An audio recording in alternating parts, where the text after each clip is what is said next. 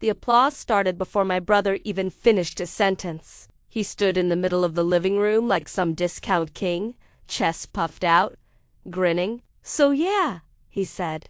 "Mom and Dad decided all 10 family rentals are coming to me, and the youngest, she gets nothing." People actually laughed. Someone whistled. My mom wiped a proud little tear. My dad leaned back like the judge had just banged the gavel. I didn't clap, didn't move. I just watched my dad's fork freeze halfway to his mouth and said, calm as a heartbeat, before everybody gets too comfortable, "There's something you don't know. Real quick, before I tell you how my own family tried to erase me from millions in property they thought they owned, drop your age and country in the comments. I'm 29. Watching my whole family learn the hard way, that quiet doesn't mean weak. If this already sounds messy, hit like and subscribe so you don't miss stories that make you wanna go check your parents' paperwork. Alright, let me back up. The invisible kid I grew up in a house where the spotlight had one setting on my brother. He walked into a room and everybody shifted toward him like someone turned a magnet on. His birthdays? Balloons, huge cake, phone cameras out. Mine, someone remembered the cake when the knife was already on the table. Teachers mixed up our names. They only corrected themselves when he laughed first. He had the big voice, the jokes, the future businessman energy adults drool over. I was the kid who finished the worksheet early and quietly stacked chairs. When I asked for extra math tutoring, my parents said money was tight. That same week, they bought him new cleats, a new bat, and a team bonding trip. At family dinners, my wins slid through conversations like scraps of paper. His stories landed in the center of the table and got retold at every gathering like family lore. Me? She's so independent. So low maintenance translation. She doesn't cost us attention. So I learned to live in the corners, close enough to count, far enough to ignore. Leaving home, finally breathing when I got a full scholarship to a university out of state. My dad didn't even hug me. "Well, someone's gotta leave Texas eventually," he said, like I was solving a parking issue, not changing my life. My mom called it practical. "You won't be a burden this way." Meanwhile, my brother stayed. He stepped right into the family rental business like it had his name on the door, helping with the properties. They called it depositing rent checks and calling himself property manager on Facebook. I left 2 days after my 22nd birthday, packed my whole life into the back of my old Corolla, and drove until Houston was just a smear in the rear view. Dallas felt like oxygen. Tiny apartment, cheap furniture, boring office job, but people actually listened when I talked. No big brother shadow. No audience I had to impress. For the first time, my life felt like it actually belonged to me. The one person who saw me then my grandma called Nana Rosa lived in Corpus Christi, in a house that always smelled like ocean air and old books. She was the only person in our family who looked at me like I was the main character, not the understudy. "Come down this weekend," she said. "Don't worry, I'll feed you." So I went. She was waiting on the porch with 2 folders stacked on the table. No more small talk. No more fake drama.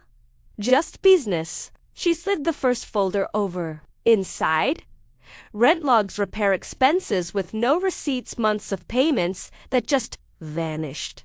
80 months of learning the family business had turned into my brother quietly siphoning money from the rentals she had spent decades building. "I gave him access because he said he wanted to learn," she said, voice steady. "Turns out, he learned something else." Then she handed me the second folder. Heavier, a living trust. Her as trustee. Me as successor. Deeds already prepared to move every single property into that trust the moment she signed. No emotional speech. "No, you've always been my favorite. Just, this is what needs to be done." We signed everything that Monday, with a notary in her living room. Ceiling fan clicking overhead. When we finished, she poured 2 fingers of bourbon into mismatched glasses. "Now it's done," she said. "Remember, paper outlives promises." She made me swear to keep it quiet. I did. That day, I finally understood the seat I'd always had in this family, and the one my grandmother believed I actually deserved. The little meeting, fast forward 2 years. Nana passed. Funeral, flowers, casserole parade, the usual. The house felt gutted without her. Not quiet, just painfully empty. I was planning to drive back to Dallas the next morning when my mom called late that night. Her voice was soft in that way people use when they about to do something ugly and want it to sound kind. "Stay one more day," she said. "We need to talk about the properties." "Yeah, I bet you do." The next morning, I walked into the dining room and instantly knew what was up. Coffee cups lined up like we were at a board meeting, legal pads stacked in front of my dad. My brother leaned back in his chair, smirking, tapping a pen like this was already a done deal. My mom hovered behind them, straightening napkins no one would touch. My dad slid a single sheet of paper to warn me. "Just a simple waiver," he said. "Since your brother's been managing everything in Texas, it makes sense he takes full responsibility. This just prevents confusion later." I didn't touch it. My mom rushed in.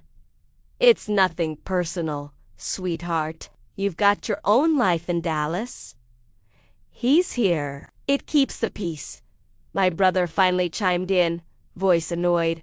"Come on, just sign it. No lawyers, no drama. Let's keep this clean." I picked up the paper with 2 fingers. Every property address was listed neatly, 1 signature line at the bottom, waiting for me to erase myself like I was some typo they needed to fix. Nobody asked what I wanted. They never did. They assumed I'd bend, like always. Stay quiet. Be reasonable. I slid the waiver back. "I'm not signing this." My dad's eyes narrowed. "Don't start," he warned, same tone he used when I snuck in at 17. My brother scoffed. My mom's eyes got shiny. I didn't argue. Didn't explain. I just stood up, grabbed my keys, and walked out. Behind me, I heard my brother mutter, "She'll come around." I almost laughed. They really believed that. Loading the gun they didn't see, I drove straight back to Dallas that night. When I got home, I didn't cry, didn't rant. I went to the little shelf above my desk and pulled down my fireproof folder. The trust, the deeds, 8, in your version, 10 recorded property transfers, each stamped and sealed years ago. I laid them out on my dining table like playing cards. Then I opened my laptop and did what I do best. Got organized. Spreadsheet of every address, dates, signed, recording numbers, payment histories my grandma had mailed me just in case my phone kept lighting up. Mom, let's keep the peace. Dad, don't make this harder than it needs to be. Brother, grow up. Mute, print, file, label. I wasn't preparing for a fight. The fight had already happened. They just didn't know I'd won. The next morning, I packed a suitcase. All original documents and scanned copies on a flash drive. Neutral what clothes, low heels, one clean white blouse. For when I'd need to look like the calmest person in the room, I zipped the suitcase closed and felt the click like a full stop at the end of a long sentence. The celebration I wasn't invited to. 2 days later, I drove back down to my hometown. When I turned onto my parents' street, the cars were already lined up along the curb. Inside, it looked like they were launching a startup, not grieving somebody. Banners, flowers, brochures about our family rentals laid out on the coffee table, my brother in the center. Loud and glowing, telling anyone who'd listen how he was stepping up for the family. My parents hovered, soaking up compliments that weren't meant for them. I rolled my suitcase in and parked it beside the couch, handle up, in plain view. A couple relatives glanced at it, then at me, then away. Nobody asked. My brother tapped his glass. "Can I get everybody's attention?" he said.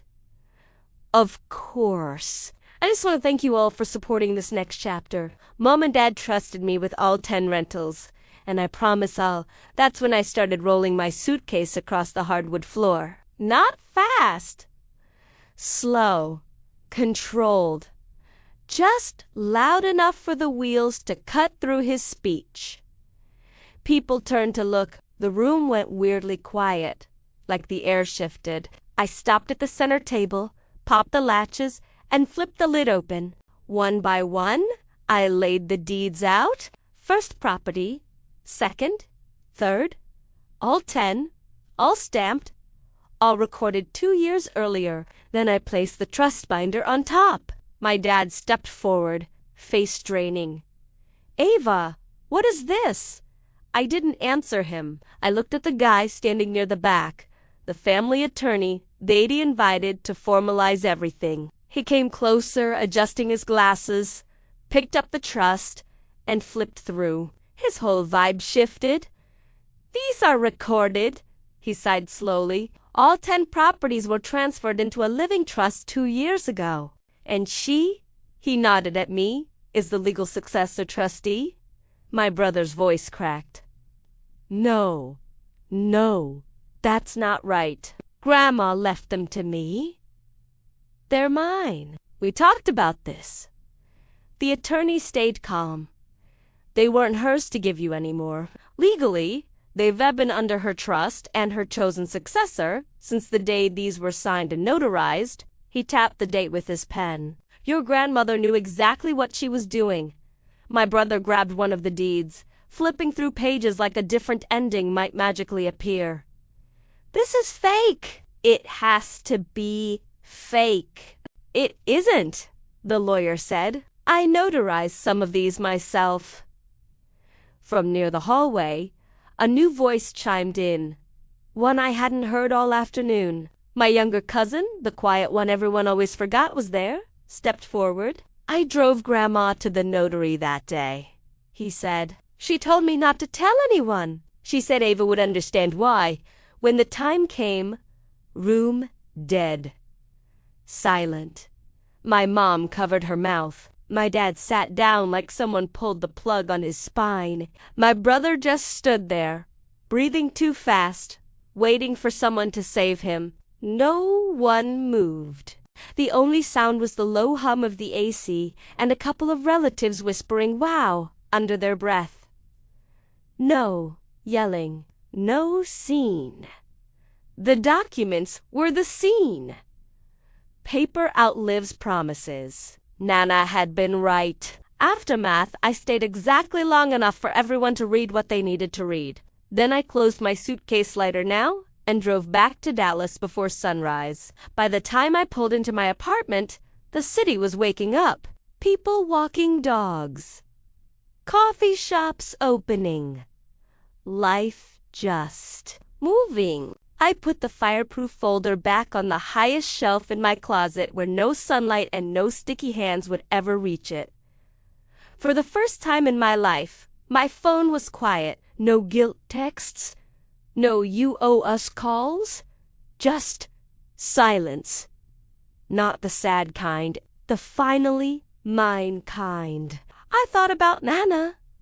Not her voice, not even her words, just the look in her eyes that day at the notary. Steady, certain. She hadn't just handed me property. She'd handed me permission to stop begging for a seat at a table I helped set. My family is still out there somewhere, probably telling their version of this story, the one where I am ungrateful and cold. They keep looking for the version of me who bent, stayed quiet, and made it easy.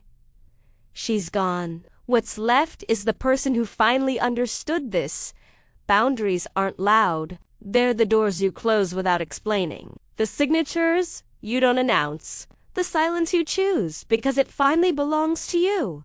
The silence didn't last long. 2 weeks after the big reveal, after my brother S meltdown and my mom S teary, how could you? The calls started again. Blocked numbers. Fake concern. Same guilt.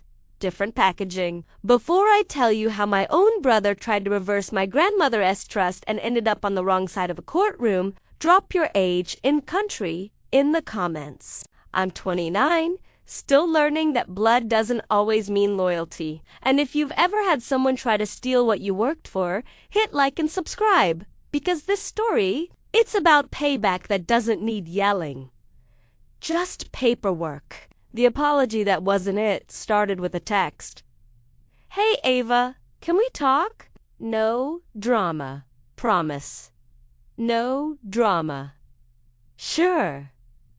That's what people say right before they start one. Ignored it. Then Mom texted. Then Dad. Then a new number I didn't recognize.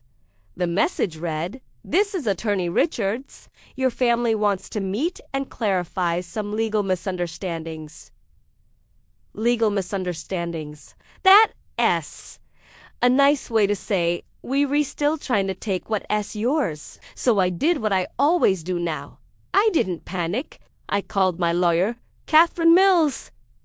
She didn't even sound surprised. "Let me guess," she said. "They found someone who told them trusts can be challenged." I exhaled. "You really have seen it all, huh?" "Oh, sweetheart," she said. "Greed doesn't get creative. It just changes fonts. The reunion you watch through glass a week later, I agreed to meet neutral ground, a downtown cafe. Public, safe, no home turf advantage. They came in together, Mom, Dad, and my brother, David. Yeah, he hates that I use his full name. Too bad. He had that salesman smile on, the one that made strangers trust him and family want to scream. "Ava," he said, like we were old friends, "you look great. Dallas treating you well." "Like a city that minds its business," I said. He chuckled, pretending not to hear the shade. Mom leaned in. "Honey, we were just thinking maybe we could find a way to make this equal for everyone." There it was, the fake kindness. Like they were offering peace instead of probation. "You mean split the trust?" I said. Dad cleared his throat. "It's only fair. Your grandmother wanted family unity." I smiled, calm, quiet. "Then maybe y'all should have acted like family before the ink dried." The fake settlement. That's when they brought it up, the proposal. Apparently, their new lawyer claimed the trust was unfairly constructed. They wanted me to agree to a family settlement to avoid legal conflict. Translation: sign this paper so we can reopen the assets and drain them legally. I didn't even touch the folder. "I already told you," I said. "I'm not signing anything you hand me." David leaned back, smug again. "Ava, you can't fight us forever." "We'll just take it to court. You'll lose eventually." I sipped my coffee, then smiled. "You mean you'll spend eventually?" He frowned. That hit him because court filings cost money, and he didn't have any. I gathered my things and stood. "You wanted a family meeting? You got one. Next time, bring a real lawyer." Then I left. The court. Notice. 3 weeks later, Catherine called. "You sitting down?" she asked. "Should I be?" They actually did it. They filed the petition to invalidate the trust. I laughed. Couldn't help it. "So, they're really going to war?" "No," she said. "They're going to debt. But we'll make sure they understand both." Courtroom chaos. The day of the hearing, I wore the same white blouse from before, the calmest person in the room outfit. They showed up with matching folders and matching fake confidence. The judge, middleage.com/no-nonsense, looked over the papers inside. "Mr. Harrison," he said to my dad, "this trust is 2 years old. Recorded, witnessed, notarized. Why are we here?" My brother jumped in. Because my sister manipulated our grandmother. She took advantage while she was sick. That stung. Not because it was true, but because he knew how hard I'd cared for Nana those last months. I didn't even look at him. I let Catherine handle it. She stood, voice cool as steel. Your Honor, we have dated video evidence of the notary session, medical certification of the grantor's full mental capacity, and financial records showing my client's brother had been embezzling funds prior to that date. The courtroom got quiet. You could hear someone's pen drop. Catherine pulled out the receipts, literal ones. The repair bills he'd faked, the transfers to his business account. The handwritten notes Nana had kept, each labeled for my records. My mom started crying. My dad looked like he wanted to crawl under the table. David's face went pale. The judge leaned back, eyebrows raised. I think we're done here. Case dismissed. No drama. No shouting. Just done. The real payback outside. David chased after me. You think you won? You ruined this family? I stopped, turned slowly. No, David. You did that the minute you saw inheritance instead of love. He froze because he knew it was true. Mom tried to step in, but I held up a hand. You raised him to think he deserved everything. You raised me to think asking was selfish. Nana raised me to know the difference. I walked away. Didn't look back. The quiet aftermath 2 months later, my dad sold their house. Rumor says they moved to some small town to start over. David vanished off social media, which, for him, meant total defeat. Me. I stayed in Dallas, expanded the rentals, started donating part of the profits to legal aid for elder abuse victims. Something Nana would be loved. Every time I signed a new lease, I'd whisper her line under my breath. Paper outlives promises. And every time, I smiled. If you've made it this far, let me ask you straight. What would you do if your own family tried to rewrite your story after losing the first round? It had been almost 2 years since that courtroom showdown the day. I finally stopped being the family's shadow and started being my own name. I thought it was over. But family doesn't just disappear. They linger in phone calls you don't answer, memories that replay like bad reruns, and the quiet guilt that sneaks up on you when the world finally goes still. Before I tell you how my brother showed up at my doorstep one stormy night, broke, hollow, and begging for forgiveness, drop your age and country in the comments.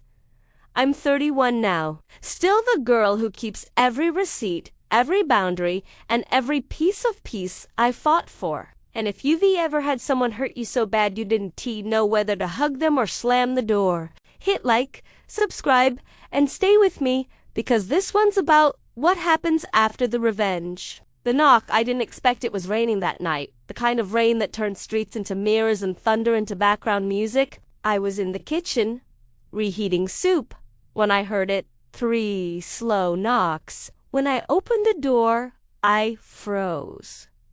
David. Same eyes, but different man. Thinner.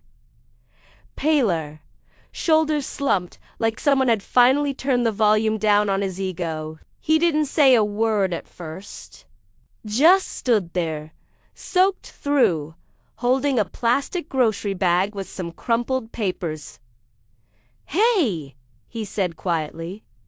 "Can I come in?" I should have said no, but something in his voice, tired, human, made me step aside. He sat at my kitchen table, staring at his hands. "I lost everything," he said finally. "Melissa left, took the kids, said she couldn't live with a man who had nothing to offer." I didn't speak. I just waited. "I tried to fight for visitation," he continued, "but the lawyer fees ran." I pawned my truck. "Ava." He laughed bitterly. "The same truck I used to brag about." I stayed quiet not because I wanted to see him squirm, but because I wanted him to feel the silence he gave me for years. Then he reached into the bag and pulled out a letter. Folded. Stained. He slid it across the table. From Nana, he said. It was in her storage box. I found it cleaning out what was left of Mom and Dad's stuff. My heart stopped for a beat. I unfolded it carefully. Her handwriting, still strong and looping. If you're reading this, it means the family finally learned the value of truth the hard way. David, I never stopped loving you. But I couldn't reward greed. Ava, my quiet fighter. Forgiveness doesn't mean forgetting. It just means peace is worth more than pride. I couldn't breathe for a second. He looked up, eyes red. She knew we'd end up here, he said. I nodded. She always did.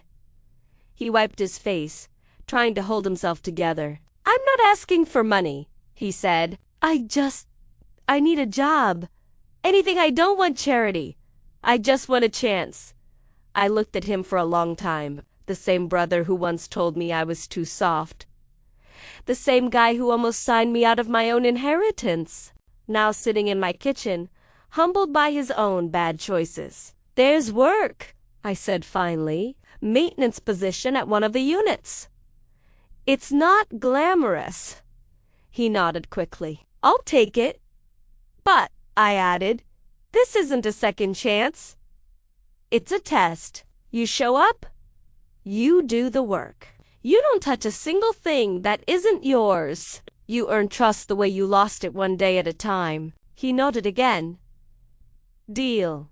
For months, he worked quietly. Fixed fences, painted walls, collected rent properly this time. Tenants liked him. They said he was polite, quiet, reliable. Funny how life humbles the loudest people. We barely talked at first, but one evening he came by my office, hat in hand, grease on his shirt, paycheck stub folded in his pocket. I just wanted to say thanks, he said, for not slamming the door that night. I looked up from my desk. You earned it, I said. Nana would have wanted that. He smiled faintly. Yeah. She'd probably still find something to scold me for, though. Oh, she definitely would. I laughed. Probably your handwriting. It was the first time we'd laughed together in years. And for a second, I saw the brother I used to idolize before money and ego turned him into someone else. A few weeks later, Catherine, my lawyer, called again. Ava, something came in the mail. From the bank? It's about the trust. My stomach dropped. What now? Nothing bad, she said. Actually, something surprising. Your grandmother left an addendum, a clause that activates 5 years after her passing. A clause, I asked. What kind of clause? A distribution, she said. But not money, a business license. The trust holds ownership of an old property downtown, a small diner. She named both you and David as co-owners. I blinked. You're joking. Not at all. It's all in her handwriting. I drove to Catherine's office that afternoon and read the letter myself. If they've learned how to fight, maybe now they can learn how to build. That woman. Even from the grave, she was 5 steps ahead. The diner, we reopened it 6 months later. New paint, same name. Rosa's place. David handled maintenance and day-to-day operations. I managed the books and leasing side. Some nights we'd close late, sit at the counter with coffee and pie, and talk about nothing like siblings are supposed to. No revenge, no old wounds, just 2 people learning to exist without drawing blood. And sometimes, when the neon sign outside flickered and the air smelled like Nana's old perfume, I'd swear I could hear her voice whisper, "See, I told you, paper outlives promises." But love outlives both. Running Rosa S.'s place with my brother felt like trying to fix a cracked window without replacing the glass. It looked fine from a distance, but up close, you could still see the lines. We didn't talk about the trust, or the courtroom, or the years we lost hating each other through silence. We just worked. Morning rushes, lunch crowds, evening cleanups, routine, predictable, safe. Then, one night, it changed. Before I tell you how my brother's final words changed everything, the last thing he ever said before walking away for good, drop your age and country in the comments. I'm 32 now, and I've learned that forgiveness isn't about who deserves it. It's about who needs peace to move forward.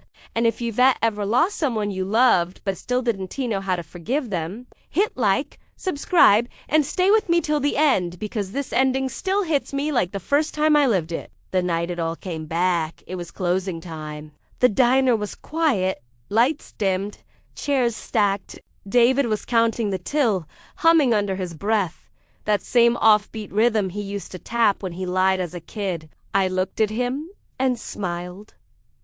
You still can't count without making noise, huh? He smirked. Some habits never die. That's when the doorbell chimed. A man walked in mid-40s, sharp suit, briefcase in hand. Sorry, we're closed, I said. He looked straight at David. You're David Harrison? My stomach sank. He nodded. Yeah. Who's asking? You've been served. He handed him a manila envelope and left. David just stared at it. What is it? I asked. He opened it slowly, his lips parted, eyes darting over every line. Debt, he said, from my old company. Apparently, they're going after former partners for unpaid taxes. He laughed, but it wasn't funny. It was the kind of laugh people use when their world caves in. I thought I cleared it, he said quietly. I thought I fixed everything. He sat down hard on the stool, head in his hands. I can't do this again. I looked at him, really looked. Not as the brother who betrayed me. Not the kid who took everything. But the man who finally realized loss doesn't build character, it exposes it. You're not doing it again, I said. What do you mean? You're not fighting this alone. He blinked, confused. After everything I did, after everything we survived, I said. He shook his head. I don't deserve that. Maybe not, I sighed softly, but Nana didn't raise me to keep score. We spent the next month meeting with lawyers, negotiating settlements, cleaning up his old messes one paper at a time. This time, I wasn't doing it out of pity.